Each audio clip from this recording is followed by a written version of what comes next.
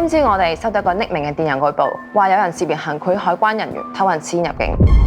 拳館係攞健身牌，俾人查牌踢到嘅機會細好多，係私煙散佈嘅好地方。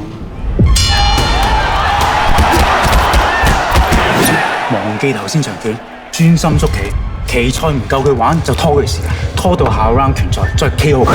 人哋話晒長期爭咗拳協嘅，連咗俾咁多錢搞拳賽，咪應酬下咯。你唔為個徒弟諗，都有拳壇諗。先贊助你50萬，咁咪即係賄賂啦！幫人唔代表你可以犯法㗎。為咗賺錢，我乜都可以做。行啦！喂，你手做咩？你唔好搞我老豆，你有咩事揾我？程德明，請你交出你嘅證件，停職查辦。點解你要咁害正常？針對自己人對你有咩好處啊？